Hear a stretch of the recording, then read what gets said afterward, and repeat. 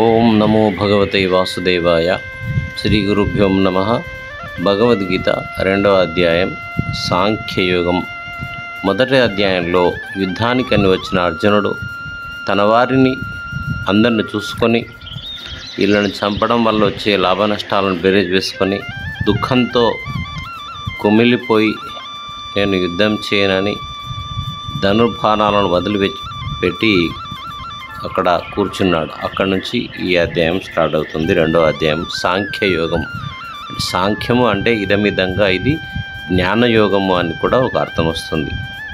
సంజయ ఉవాచ తం తథా కృపయావిష్టం అశ్రుపూర్ణాకులేక్షణం విషీదంతమిదం వాక్యం ఉవాచ మధుసూదనః. సంజయుడు చెప్తున్నాడు, ఆ ప్రకారంగా కనికరంతో కూడుకొని కంటనీరు పెట్టుకున్నవాడై వ్యాకులత్వము చెంది దుఃఖించుచున్న అర్జునుడిని చూచి శ్రీకృష్ణుడు ఈ విధముగా పలుకుతున్నాడు.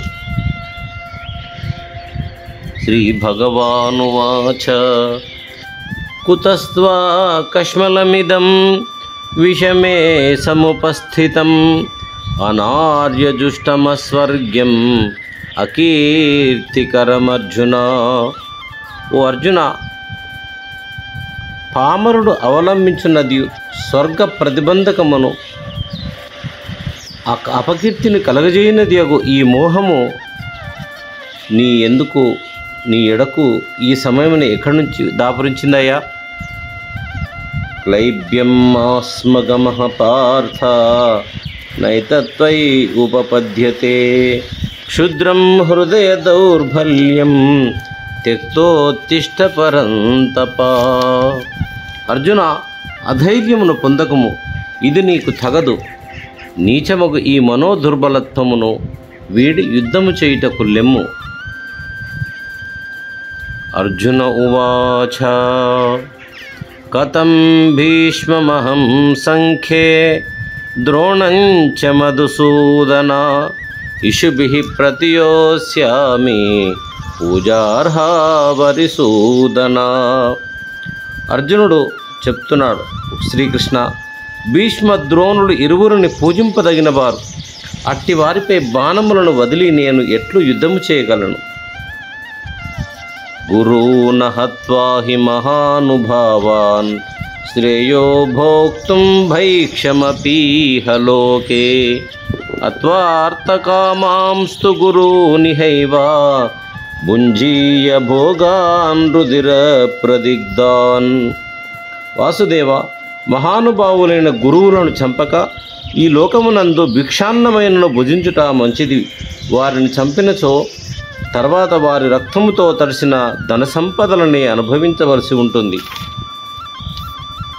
నచైతద్విద్మః కతరన్నో గరీయో యద్వా జయేమ యది వా నో జయేయుః యానేవ హత్వా న జిజీవిషామ తే అవస్థితాః ప్రముఖే ధార్తరాష్ట్రాః.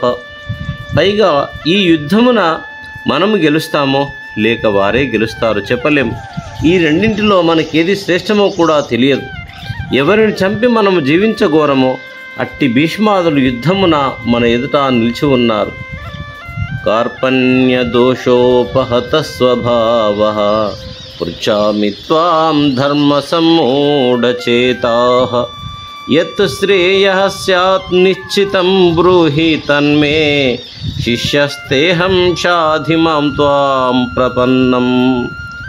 శ్రీకృష్ణ, అజ్ఞానము చేత నేను దోషముచే కొట్టబడిన వాడినొకటచే ధర్మ విషయమైన సందేహము కలిగి మిమ్ముని శరణాగతి పొందుతున్నాను. ఏది నిశ్చయముగా శ్రేయస్కరమో దానిని చెప్పుము. నేను మీకు శిష్యుడను. శరణు పొందిన నన్ను మీరే శాసించవలెను.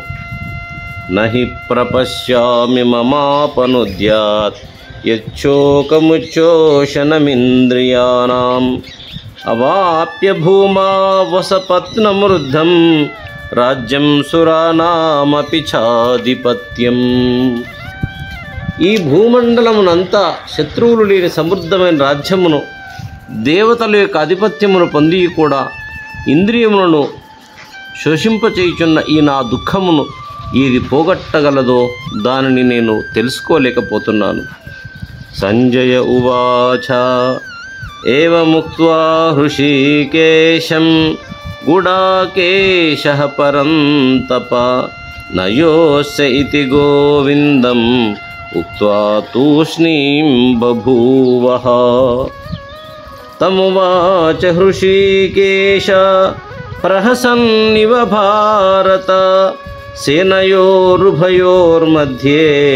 విషీదంతమిదం వచః. సంజయుడు చెబుతూ ఉన్నాడు, ఈ విధముగా అర్జునుడు శ్రీకృష్ణుడితో చెప్పి నేను యుద్ధము చేయనని పలికి ఊరకున్నాడు. ఆ తర్వాత శ్రీకృష్ణుడు ఏమి చేశానో సంజయుడు వివరిస్తూ ఉన్నాడు. ఓ ధృతరాష్ట్ర మహారాజా, రెండు సేనల మధ్య విలపించున్న ఆ అర్జునుడు చూచి శ్రీకృష్ణుడు నవ్వుచున్న వాని వలె వాక్యములను పలుకుతున్నాడు. ఓం నమో భగవతే వాసుదేవాయ.